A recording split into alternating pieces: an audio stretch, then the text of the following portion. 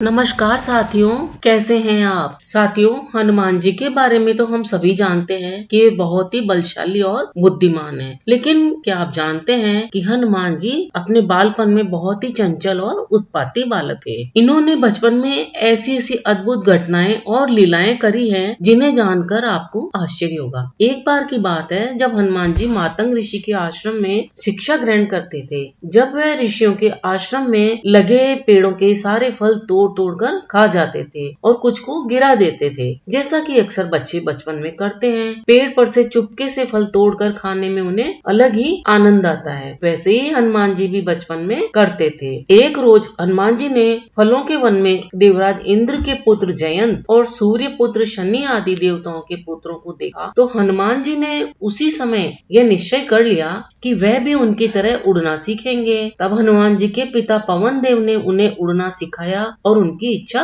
पूरी करी। एक बार तो बहुत ही आश्चर्यजनक घटना घटी जिसे जानकर आप शायद यकीन ना करें, लेकिन ये घटना हुई। जब हनुमान जी छोटे थे तब उन्होंने उगते हुए सूरज को देखा। तो उगते हुए सूरज को उन्होंने फल समझा और फिर उसे उन्होंने खाने का प्रयास किया। लेकिन उसी समय रास्ते में राहु ने जब उनका मार्ग रोका तो हनुमान जी ने राहु को ही पकड़कर दूर फेंक दिया और फिर सूर्य को निगल जाते हैं। जब हनुमान जी सूर्य को निगल जाते हैं तो उससे सारे विश्व में अंधकार छा जाता है। यह देखकर इंद्रदेव ने क्रोध में आकर अपना वज्र फेंककर हनुमान जी की ठुड्डी पर प्रहार कर दिया। इंद्र के वज्र प्रहार से हनुमान जी की ठुड्डी टूट जाती है और फिर मूर्छित होकर धरती पर गिर जाते हैं। यह देखकर हनुमान जी के पिता पवन देव को बहुत अधिक गुस्सा आ जाता है। तो फिर पवन देव क्रोध में आकर सारे विश्व की प्राण वायु अपनी ओर खींच लेते हैं। उनके ऐसा करने पर संसार के सभी जीव जंतु मरने लगते हैं और सब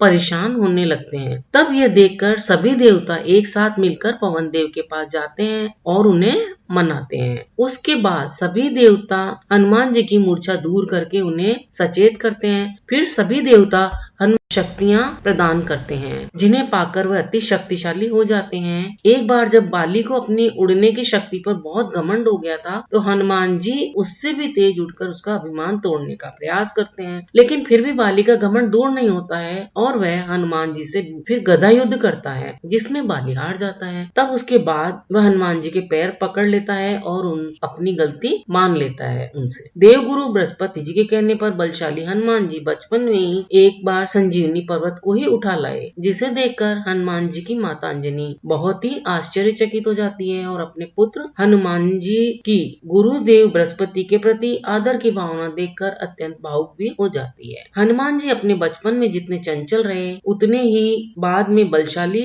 बुद्धिमान रहे। उन्होंने अपनी बल बुद्धि का प्रयोग करके भगवान श्री राम जी की माता सीता को खोजने में भरपूर सहायता करी और राम जी का माता सीता को वापस लंका से लाने में सहयोग दिया। दोस्तों, आपको हनुमान जी के बचपन की ये जानकारी कैसी लगी हमें कमेंट करके अवश्य बताएं। आपके कमेंट से हमारा उत्साह बढ़ता है। अगर आपको ये जानकारी अच्छी लगी हो तो इसे आगे शेयर करें, वीडियो को सपोर्ट करें और चैनल को सब्सक्राइब भी कर लें। अपना अमूल्य समय देकर वीडियो देखने के लिए आपको बहुत बहुत धन्यवाद।